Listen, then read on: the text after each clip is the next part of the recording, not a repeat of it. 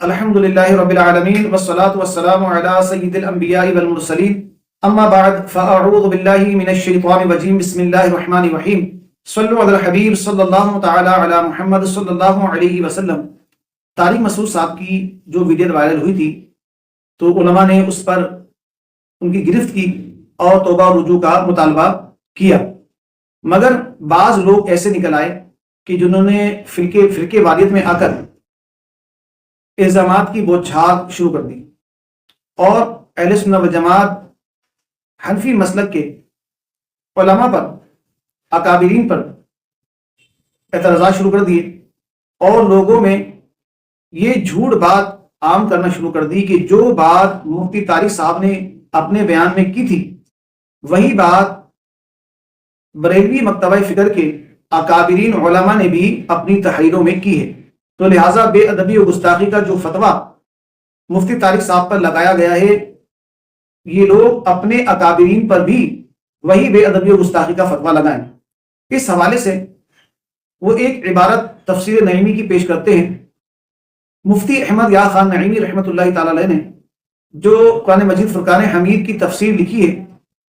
اس تفسیر کے مقدمے کے اندر ایک عبارت لکھی ہے صفحہ نمبر 20 پر، آپ وہ ملاحظہ فرمائیں،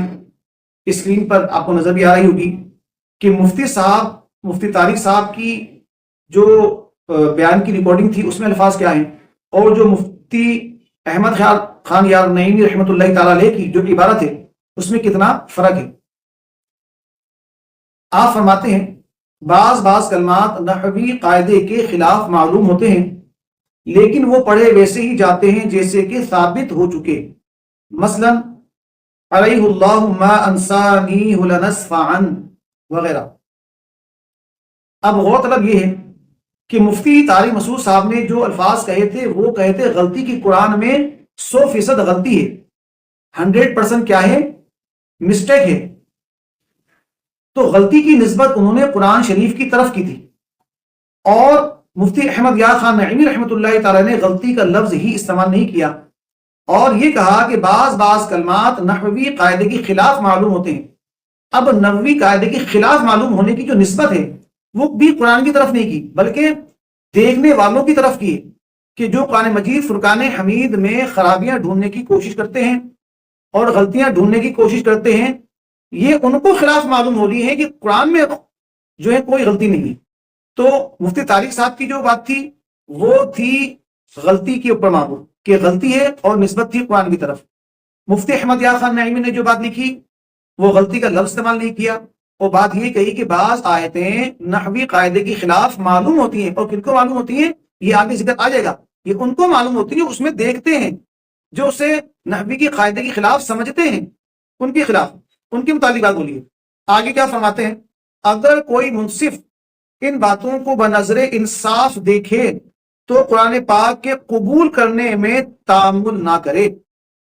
ان خوبیوں کو دیکھ کر، خرابیاں یا غلطیاں نہیں، ان خوبیوں کو دیکھ کر بعض پادریوں کے منہ میں پانی بھر آیا۔ اب دیکھا آپ نے کہ مفتی طارق صاحب نے غلطی کی نسبت قرآن کی طرف کی تھی کہ قرآن میں غلطی ہے، اور مفتی احمد یار خان نعیمی نے کہیں بھی غلطی کا لفظ استعمال نہیں کیا بلکہ یہ فرمایا کہ وہ بعض آیتیں نحوی قاعدے کے خلاف معلوم ہوتی ہیں، اور پھر بیان کیا آگے چل کے کہ وہ بھی خوبیاں ہیں، وہ بھی کیا ہے، خوبیاں ہیں۔ آپ نے بیان کیا خرابیاں یا غلطیاں نہیں، وہ خوبیاں ہیں، اور منصف یعنی انصاف کرنے والا اگر انصاف کی نظر سے دیکھے تو اس قرآن کو قبول کرنے میں تعامل نہ کرے، دیر نہ کرے، فوراً وہ اس کی صداقت کو تسلیم کر لے۔ تو وہاں مفتی طارق صاحب کا غلطی کی نسبت قرآن کی طرف کرنا ہے، اور مفتی احمد یار خان نعیمی رحمۃ اللہ تعالی علیہ کی یہ عبارت کہ نحوی قاعدے کے خلاف معلوم ہوتی ہے، اس کی نسبت دیکھنے والوں کی طرف کرنا ہے، اور آگے وہ بھی بیان کر دیا کہ یہ خوبیاں ہیں قرآن مجید فرقان حمید کی، خامیاں غلطیاں نہیں بلکہ خوبیاں ہیں، اور یہ بھی بیان کر دیا کہ بعض پادریوں کے منہ میں پانی بھر آیا، یعنی جو پادری غیر مسلم نان مسلم ہوتے تھے جو قرآن میں غلطیاں اور کوتاہیاں ڈھونڈا کرتے تھے کہ کسی طرح ہم اس میں عیب لگا دیں، عیب نکال دیں اور اس کے حق و سچ ہونے کو جو نا مشکوک بنا دیں، ان کی طرف انہوں نے نسبت کی